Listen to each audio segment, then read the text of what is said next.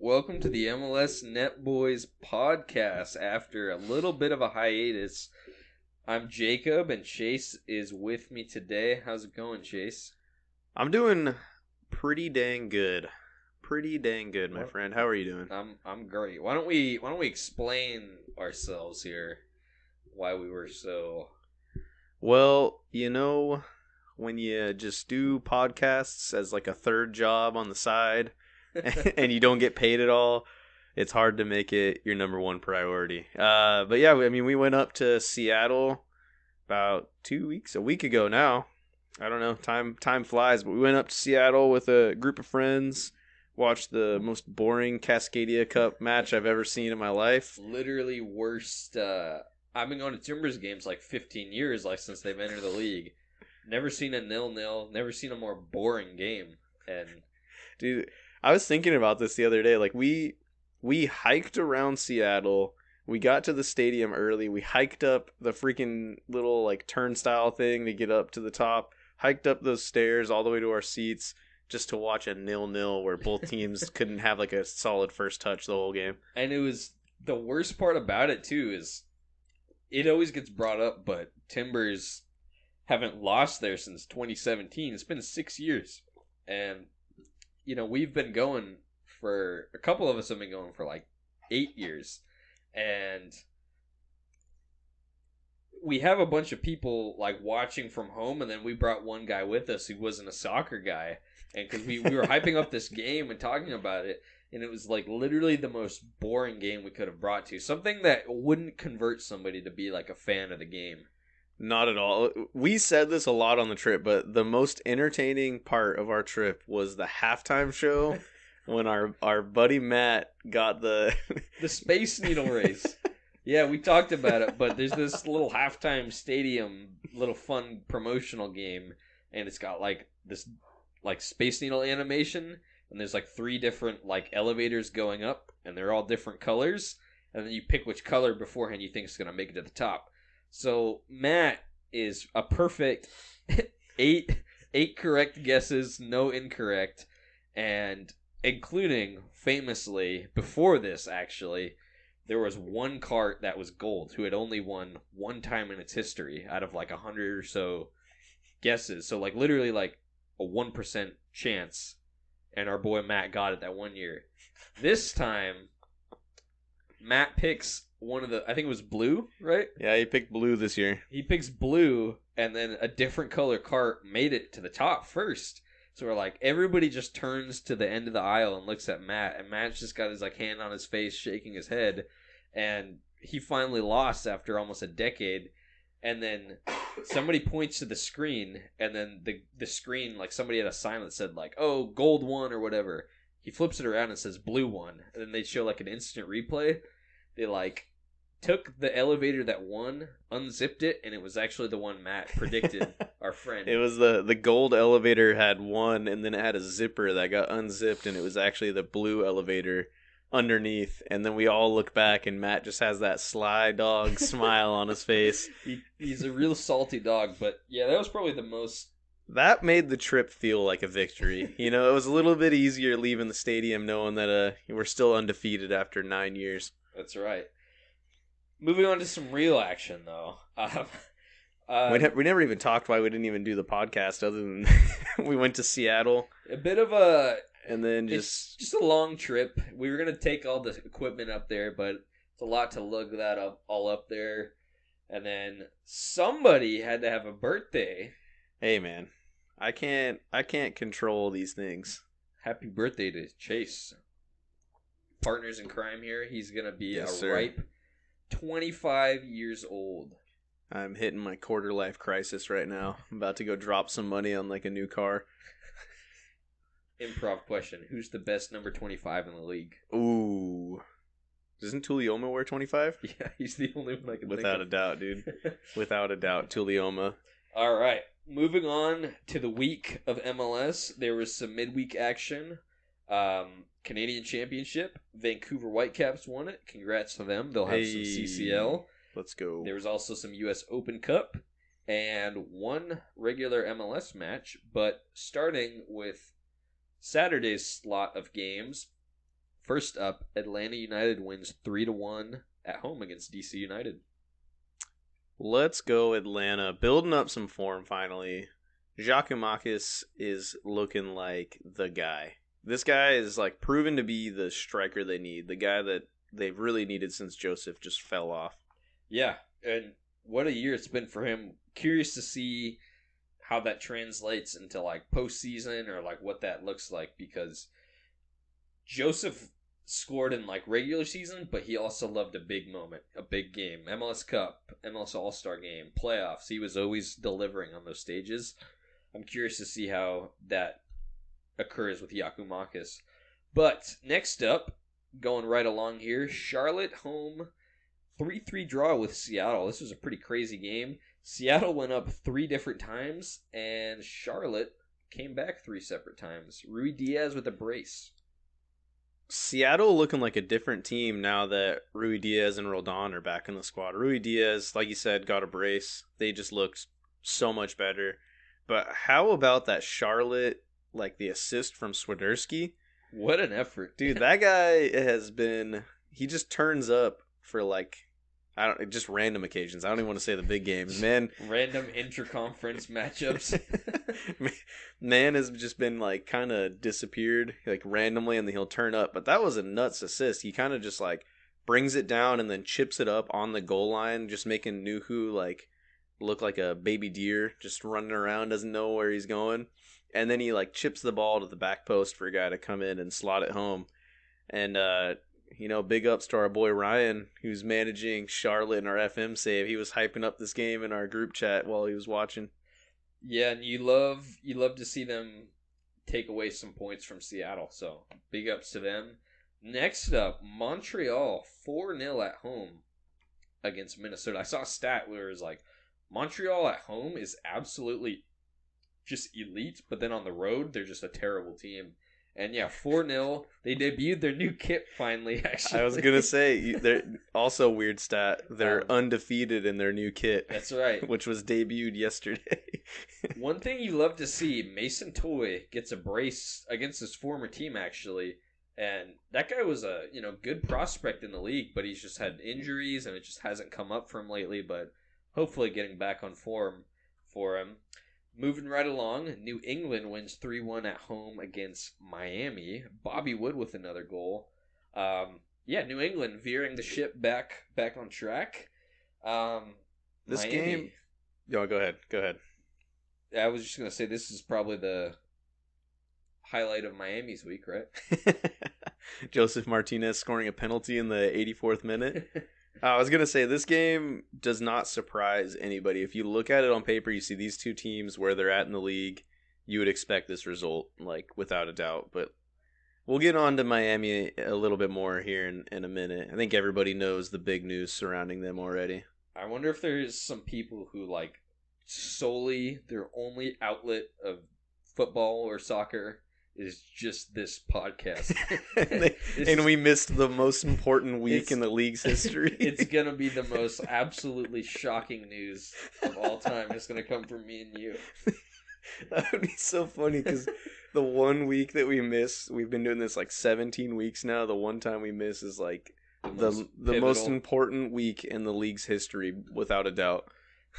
Yeah, because Montreal got those new kits. Other than the week that the Timbers won MLS Cup, December 6th, 2015. Yeah.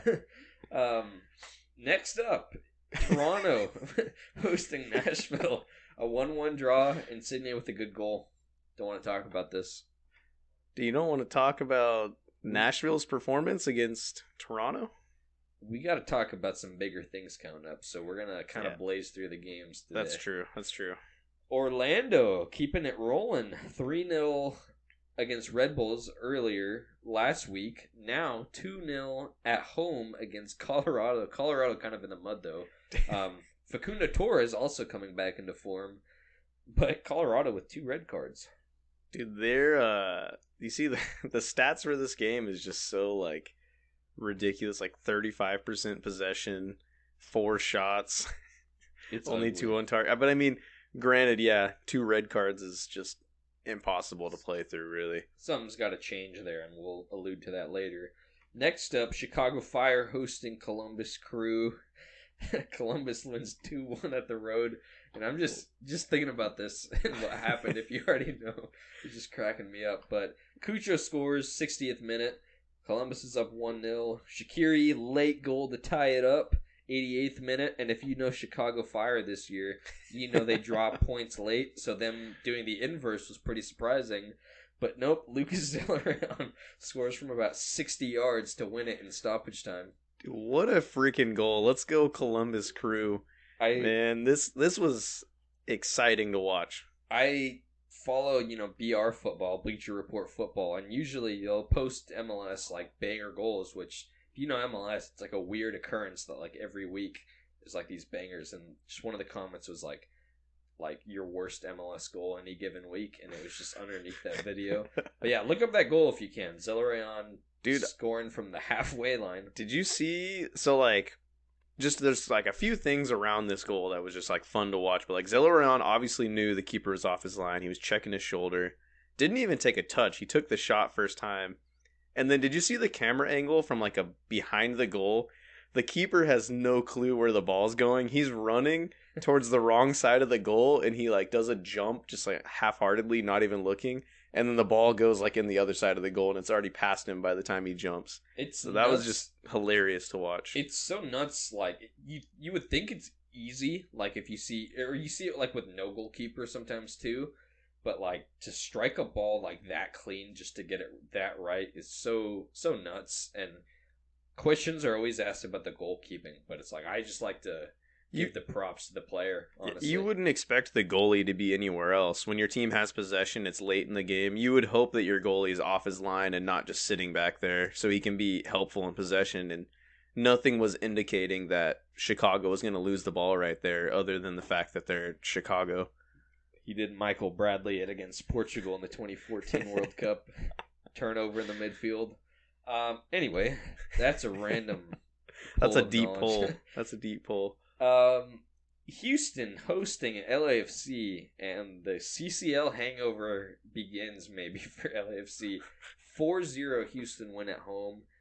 Two former LAFC players score against their old club, Corey Baird and Franco Escobar with a banger. It is kind of weird because this isn't like a severely rotated like LAFC squad. They still have like a lot of their star players out there. And you would expect them to, come back maybe with a vengeance ready to play, but no, they just kind of rolled over and let Houston just kind of stomp them out. That was sad to watch, but for me, it was not sad. We'll take an LAFC loss. They've been spoiled in their short existence. I want to bring up two quick things about this, though.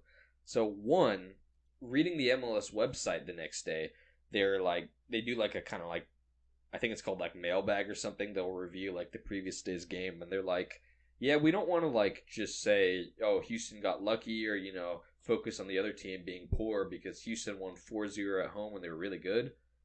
But LAFC, and then the whole like 4 paragraphs was just about them, like not even giving credit to this team who nobody really had Houston doing much this year, but they've been really good at home. 4-0 against probably the best team in the league. So good job to Houston. Also, random thing that I just thought of. Did you see Steve Cherundolo has been linked with the U.S. men's national team job? I did see that. Hate it. Quick thoughts. Hate it? Yeah, I mean, I don't think he's a bad manager, but I mean, this is his second season managing like a top flight team. He did 1 or 2 in USL for Las Vegas. Wasn't great. He had a good year last year, but I agree. I don't like it either, but the only like redeeming factor I could see here is he's not going to overcomplicate it tactically. He just kind of like puts the guys like in the best places that they should be, and then almost just kind of like lets them go out and play, which would be kind of refreshing to see with the national team. So that's the only thing. And a guy who's like well experienced, like national team player who's been there, done it. I think he might kind of have this like good leadership role for those guys. That's the only thing I could say. We'll have to talk about more of this national team. I got my 2 cents to share. But next up, me and Chase were actually talking, and we were watching the Champions League final, the MLS one. Last weekend. The real Champions League final that That's mattered. right. LAFC versus Leon, because we didn't even talk about that either. LAFC lost the Champions League final at home. Well, it's two-legged in CONCACAF, but it was a 2-1 going into the second leg. LAFC was down. They just needed to score like a 1-0 win would have given them the trophy. They lost 1-0. And me and Chase were talking, is this team better than that other Supporter Shield winning LAFC team, 2019? And I was saying I think the 2019 team's better because when I look on paper at some of these positions, it's like, I don't know, Vela isn't nearly as productive. Vela was like the best player in league history that year, and Bouanga I think can replicate that, but what are your thoughts on that? Maybe with another added couple games lately. It's tough because, like you said, Vela isn't anywhere near where he was before. I think this team would be on a whole different level if they kept Chicho Arango, without a doubt. Cifuentes has regressed a little bit since last season. True, but so it's kind of tough because like this recent team that they've had so far this season, I think has dropped off from that MLS Cup team. But like all the players they have on paper, I think would be a better team. I think the biggest difference you really see that might like edge that 2019 team is that they had Bob Bradley, and he's just tactically like miles ahead Cherundolo.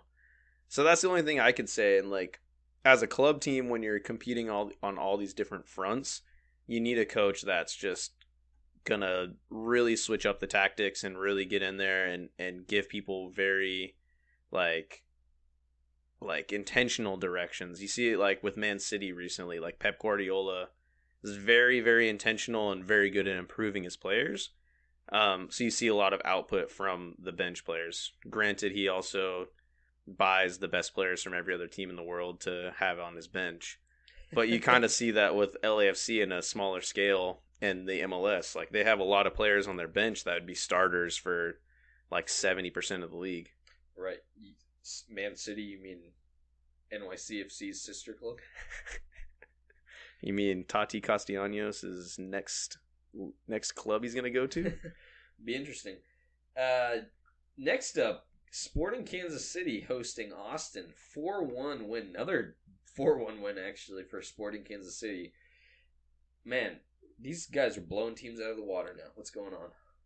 The only thing I can say is that they were playing against Austin, and Austin has been really poor this season. But it was kind of like an uncharacteristic like performance from Sporting Kansas City. They didn't have a majority of the possession like they did, against the Timbers, and like they, tend to do where they tire teams out with possession. So kind of interesting. Also really cool to see Alan Pulido finally starting to hit the mark and get some goals. But, Kyrie Shelton's going to steal the show no matter what when that guy steps on the field. That's right. Big win for SKC. Next up, RSL, Real Salt Lake, hosting New York City FC. 0-0 draw, but let's not even talk about that. Let's talk about them. RSL with a big signing. The biggest signing this week in MLS was RSL signing Chicho Arango and unveiling him during this game. He was at the stadium, from what I heard at least. But yeah, that's a massive signing for these guys. Awesome for them to show like that initiative. It's the club record signing for $6 million. I know they were in for him for a trade when he was initially leaving LAFC, but they sold him out to Liga MX. But kind of crazy that RSL pulled this off. You would think that other teams around the league would be in for this guy because he's a proven commodity. He did it with LAFC, and you would think a lot of other teams would be wanting to go for him. But somehow, like one of the most boring teams in the league managed to pull it off. I don't mean that truthfully.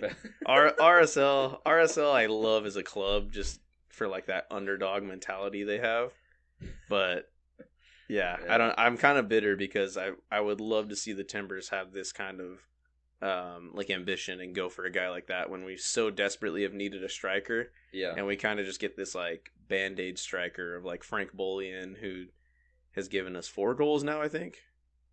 Yeah, and we'll get to that later, but yeah, Portland never really had an all-star kind of caliber level striker in the league. We've been blessed with like a pretty stacked midfield for most of our existence. And goalkeeping, I'd say we've had solid people come in, but center backs and strikers. Chicho Arango could have fit into Portland perfectly. I think his play style would have been amazing. And then you think about other teams around the league, he could fit in really well in like a Colorado. He could fit in really well in who else needs a striker? There's so many teams that could have used him. Even teams that are still having some output, I think they could find a way to use him. LA Galaxy could have used him.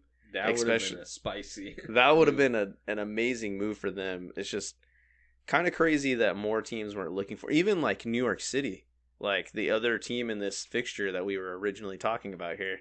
Yeah. They really need a striker like that, somebody that could, kind of lead the line, and that would have been huge for them, and I think just huge for him because it gives him a little bit more look on the global scale. I think that's well said. Next, San Jose Earthquakes beating Philly 2-1. A good Philly team who's been solid the last few weeks. Did you see that Jeremy Bobasi goal? That's the one you want to focus on, not the other one? Dude, the other goal was both goals were bangers. I'll admit that, but I just love Jeremy Bobasi, and that like pops out to him top of the box like first time, just rifles it like bottom right corner, just really well placed. It was well placed, but the other one was a certified banger. MLS After Dark banger, and yeah. Good job of Bobasi. That's like the second time I've seen him shoot a goal from outside of the box. Honestly. Yeah, he doesn't shoot outside the box very much, but he kind of has the ability to. Like, I've seen him do that a couple times in Portland back when he played for us. But yeah, man is having a great season so far. Also, kind of crazy their left back scored that banger from outside the box. Yeah, that was an awesome goal. Probably would have been goal of the week any other week. Yeah, but. Next up, Vancouver hosting FC Cincinnati. A 1-1 draw. Another crazy goal in this one. You see that Lucho Acosta goal? I did not catch that one, no. So, ball kind of like chips in the box on the left-hand side, and he just first time just kind of chips the keeper. Oh, you're right. It was kind of like Obafemi Martin's goal. I remember. Okay, yeah. Actually, I did see that. I totally spaced on it because I think that was like when I was getting caught up, like re-looking through them. That was one of the first ones I watched. But yeah, it was like a weird, like back to goal, like just weird, like predator instinct in the box. Like he just knows where the goal is at and just like flicks it. And yeah, that was crazy. And it's nuts because yeah, most players will never even think of shooting from there. But yeah, awesome goal. A lot of good goals this week. Some crazy goals, honestly. Real quick, if you had to take either Lucas Zelarayan or Lucho Acosta for your team, who would you take? Oh, man, that's tough. Give me Zelarayan, but very close. Yes, you'll love to hear it. I just remembering that, quick note on him, that 2020 MLS Cup where they beat Seattle 3-0 and Columbus had 2 other players, like Nagby and somebody else, like gone because of COVID restrictions, and he just dominated Seattle for the whole game and terrorized them and scored a brace. So I love it. Can do it on the biggest stage. I love it. Next up, St. Louis hosting LA Galaxy. Another banger goal. Did you see this one? Nicolas Gioacchini. The Gioacchini goal. He had like this outside of the boot like flick. It like came from one direction of the box, and he just got this whip around on his foot, and it went in. But LA Galaxy responds in the 85th for a 1-1 draw. Good on Galaxy for at least just getting some sort of results. This team is down in the dumps right now. They just lost Chicharito to a torn ACL, so personally I think that's probably going to be the end of his career. He's like kind of on the tail end already, and then to suffer an injury like that. If I were him, I would probably just talk retirement because I wouldn't want to come back into this team. I would just rather just say I'm going to retire, and then after I recover, maybe just be like, hey, actually I'm going to go play in like Liga MX. Like I'm going to go sign for a team. No, give my boy one more year next season when he rehabs full fitness. He's going to play for San Diego Loyal in the USL Championship. You're telling me he doesn't want to come to the Timbers and Play just on turf get injured again immediately? I would be very underwhelmed if our first big name player was a 36-year-old coming off of a torn ACL, Javier Hernandez. That's the most Timbers thing I could think of, though. No, we just get some random guy who busted it up in the Polish league or something. Nah, dude. All about the Turkish league, baby. Next up, speaking of random players who busted it up in Eastern Europe, Timbers win 1-0 over FC Dallas. Frank Boley with the goal. Frank Boley is our starting striker and should be our starting striker. That guy Agreed. looked pretty good throughout this game. He looked really solid. He was willing to press. A couple poor first touches from him, but looked solid overall. And then the goal he had was just a really nice clean assist from Evander to cut in and then chip the ball over their defense. It was inch perfect. But yeah, just solid gameplay from the Timbers in the first 30 minutes. Really attacking, dominate the game, and then they just fell back into the normal Timbers way of just inviting pressure for the rest of the game. Which, honestly, was decently well executed, I think we must say, because since that 4-1 loss at SKC, Timbers back-to-back shutouts against Dallas and Seattle, two teams who have scored a decent amount of goals. Dallas missing Ariel and Leggett, notably, so that does come into consideration. But, man, we look so good when we're just, right on the other team's neck with possession and attacking play. Mm-hmm. And then as soon as we score, we just drop it all back and counter. And you can see where it can pay off, because we did have a lot of chances. But, man, one Mabiala mistake away at the end there from blowing the game. I was watching the game with producer Isaac here, and when it was getting late in the game, I was like, he's going to bring Mabiala on, and within 5 minutes. And then Mabiala came on, and then I was like, yeah, he's going to bring Mabiala on to try and sure up the game. And then he goes, he's going to bring Mabiala on to tie the game?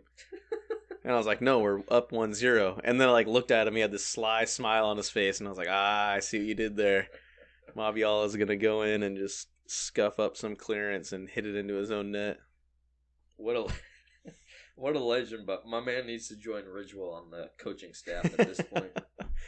Dude, I could see that happening, actually. I could see that, man just being a locker room presence, just a paid locker room presence. That is all the games. This week, how about we'll do predictions soon, but first... We kind of skirted around it a little bit, but arguably the biggest news in MLS history surfaced this week. What are we talking about here, Jacob? Darren Maddox is coming out of retirement to suit up for Colorado Rapids. Honestly, I think that would probably improve their team. That would be bigger for me and Chase. Lionel Messi announces he's signing for Inter Miami. Blew up the soccer/football internet. Already, every MLS post is just flooded with these Messi Ronaldo trolls and all this media. Inter Miami's follower account blew up. All the while, this isn't even an official move, actually, technically. They're still sorting the details. Inter Miami haven't posted an official thing saying Messi's signed for us yet. Messi hasn't posted about Miami, but... Yeah, the only real concrete thing that has come out so far is that video of Messi sitting down in a white t-shirt that says, do a kickflip. Man's really getting into the American culture already. And then, yeah, essentially just saying that his intentions are to go to Miami. You know it's real, though, because the giant Hard Rock Cafe guitar building in downtown Miami that lights up with those, flashy lights, it said, welcome to Messi. I mean, it makes a lot of sense overall. He already has a house in Miami. The Argentina FA announced they were going to build a training facility for their national team in Miami. It makes sense for him to go there, and the deal that he's being offered is pretty amazing. I believe it's $60 million for a 2-year deal. $60 million a year, and then he gets a profit share from Apple TV for every subscription, and then he also gets some sort of profit share from Adidas as well. So, and I think the biggest payout for him will be is that he's guaranteed a franchise in the future, which, like you've seen with David Beckham, is paid out because the value of his team is now, I think it's $600 million. Which means Messi gets a franchise. Bring me the Milwaukee Messis in 2035. The Milwaukee Messis. I was gonna say the Montanan Messis. Just see those boys line up at the Big Sky region. They're gonna be out there at Billings University, just playing on their field while they construct a massive stadium. What a legendary move, and with all the attention it's gotten, it already, like, so many people have pointed this out, but like the people who have followed MLS before this, they're gonna have so much attention now. But it's like I'm proud to say, like, we've been following the league like before this point, and we can see like the before and after of this moment, because it is going to be crazy. It's definitely going to send MLS into a new phase. Like, we've talked about it before. Like, before there was the era before David Beckham, and then there was like this huge explosion. We got like kind of recognized on the global scale, and then there's been these other phases since then where MLS was signing a lot of old guys, and then now it's gotten younger, and there's been young, exciting talent, and we've become like a feeder league. And I think this is going to be a huge shift where you're going to see Messi come here, most likely just torment defenses every time he's on the field. I think he's just going to probably light the league up. But you know, a guy of that caliber where he's not even necessarily really past it. Some people were saying like, oh, you got a guy like another old retiree. The dude just won the World Cup like not even a year ago. 6 months ago. I think he had like 25 assists this past season. So definitely somebody that... Anybody who says that's just a troll, because generally a player at that age would be past it, but we're talking about probably the best player ever.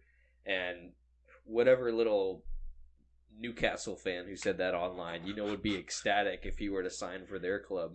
Dude, imagine how crazy it would have been if Ronaldo did sign for SKC, and then you had the Ronaldo and Messi rivalry in MLS. That would have been pretty electric. That would have been awesome. It'll be good. It'll be good for Messi, too. Maybe Robbie Robson can teach him a thing or two on the ball. Dude, it's kind of making like a lot more sense, all the steps for like Miami leading up to this, freeing up the cap space, bringing in Kamal Miller, and then recently like sacking Phil Neville. Like, because I didn't understand that at first, but then when you really think about it, like, is Messi going to come to a club where Phil Neville's his manager? Like, there's no shot. So and they kind of, I think they fired him to make room so Messi could come in and then probably have a say in what coach they're going to get. Tata Martino is the big name link with them currently, and I think that makes sense for all parties. But what a move for the league. Yeah, it's going to be exciting whenever he suits up. Portland Timbers hosting Inter Miami in the MLS Cup in 2023 will be nice for us to see Messi grace the pitch of Providence Park, where they only allow like half the stadium to be filled up because they think they're not going to sell enough tickets. But moving on, we thought with Messi being signed to save Miami's season because they're in last place, we might talk about some other underperforming teams that could use a Messi-like signing. So, Jacob, who do you have first? We're gonna do two. There's no possible way that you could have any other like Messi-like signing, but I'd love to phrase it this way. I'm gonna do two picks here because we're running a little low on time. But pick number one, I was browsing Transfer Market on the internet, looking at free agents. And a surprising name popped up. 26-year-old Eddie Segura, former LAFC center back. And he played 63 times for them from 2019 to 2022. Was a solid center back and kind of rotational at times, but definitely slotted in, and he's won 2 MLS Cups, a Shield, experienced in the league. I'm thinking if I'm Chicago Fire, I go big on this guy because they have a terrible habit of leaking last-minute goals. That's a great shout. I mean, Chicago Fire, I agree that they're not lacking for scoring goals. They've scored 22 goals across the season so far, but they've also conceded 27, which is right up there for like most goals conceded. I think like bottom 5 in the league or something. So somewhere around that. But yeah, definitely a great shout. I'm going to go for LA Galaxy. They just lost their star man Chicharito. I don't think he's going to be back for them. They're going to need another star striker. Who else other than Antoine Griezmann? You just imagine that guy doing the Fortnite dance. It's projection, and the El Trafico. But we derby. can all see that happening. It's crazy how that's like a perfect connection. I could his like personality, like he's gonna move to MLS. Yeah. You could see him come into MLS, and I don't think Messi likes him enough to like have him at Miami because like they played like on Barcelona together, so you might be able to see that connection, but they didn't really connect that well. I could see him going to like some sunny place. It's not going to be Miami. I think it's going to be an LA team. LAFC doesn't need him. It's going to be LA Galaxy. Do we link up with Miami at Messi or Raheem Edwards at the Galaxy? Well, you already know who's going to be given better service. Last one I'm going to do. Colorado Rapids, struggling all over the place. Was thinking about a midfielder, but good old Jackie Price is injured. I think he'll come back strong. He's the real symbolic and literal leader of this club. The Mark Noble of MLS. Really, like I don't know why. He just kind of reminds me of Chara almost. It's like just a hard-nosed midfielder, and personality's not the same, but he's just a leader on the pitch. However, a winger / forward who could score them some goals, give them a real threat up top, and somebody who has experience in the league playing both as a striker and on the wing. Albert Ellis, former Houston Dynamo man, currently in Europe right now. Where's he playing at in Europe? He's playing for Brest in Ligue 1. Oh, on loan from Bordeaux. Nice. I could see that move happening, actually. I could see that guy coming back to MLS, but not going to a top team. I could see him going to like a struggling team and just being their star guy. Only 27 years old, and this guy was electric in the league for a few seasons. This guy was a crazy winger. Dude, that guy was so fun to watch because you just wanted to see him score and do his weird celebration. La Panterita. Yeah, it's weird, like, get down and crawl like a panther on the ground. But that's some solid shouts. I mean, I wish we should do this again some other time. We have more time where we could kind of deep dive on these teams and talk about the areas that they need. Because there's a lot of teams struggling that could use some signings. I mean, Toronto comes to mind. New York Red Bulls. There's some other teams that I think could use some key pieces in this second half of the season. Minnesota being linked with Timu Pukki. That's an interesting one we'll cover soon if it happens. We're going to wrap it up with predictions, though. Not a whole lot of games this weekend, actually. I think, 6 games on Saturday and 1 on the midweek on Wednesday. We're just going to do this on the spot. We normally write these down, but I'm just going to give Chase a live preview on this one. No prep. So sorry in advance. Nashville hosting St. Louis. Ooh, that's tough. That's like two play styles that kind of just, oh man, they combat each other so well. I'm going to go Nashville 2-0. I think they're going to just kill him on the break. Hani Mukhtar is going to be killer. I'm going to go 3-0 Nashville. I think they're going to really frustrate St. Louis and catch him on the break. I can't wait to see Walker Zimmerman just body check Jared Stroud.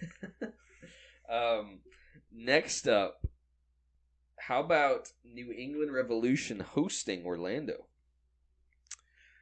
I'm going to go New England is going to handle this game well. They're kind of coming into full stride here. Orlando's been in some good form, but I don't think they're up to par with New England. I think New England will be able to handle them. Probably it'll be a close game. I'm going to say like a 2-1. I'm going to go 1-1 draw. I think Respectable. Facundo Torres is on good form. I think he'll sneak in a goal, or maybe Duncan McGuire. And yeah, I think it'll be a hard-fought battle in the Eastern Conference. Last up, San Jose versus Portland. San Jose hosting at PayPal Park. Oh man, I honestly don't see Portland winning this one.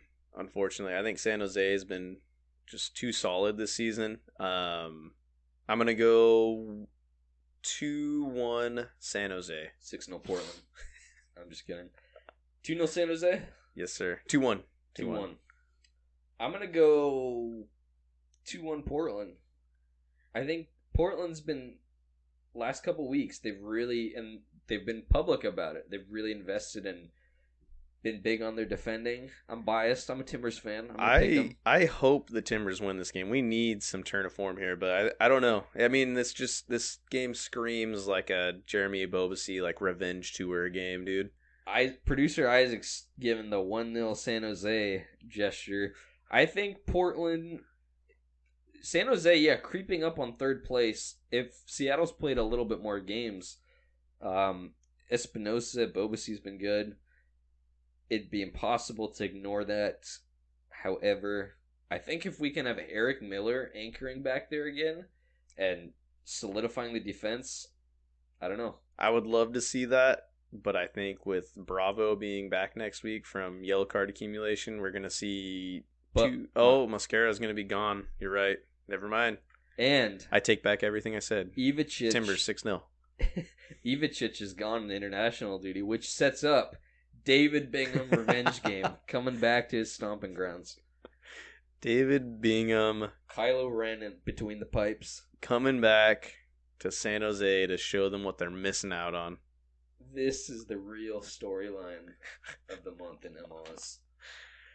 All right, well, that is it from us. We have wrapped up everything we had to talk about today. It's a little bit of a shorter episode, but we're screaming to go outside and play some soccer because it's a rare stretch here in Oregon where there's no rain, no distractions, and we're just going to kick around. Exactly. All right, anything else from you before we give it a sign off here? Shout out to Alf on Apple Podcasts, giving us a very kind review. Thank you, sir. That'll be it from us. Keegan Hughes, come on the show. Matthew Borger.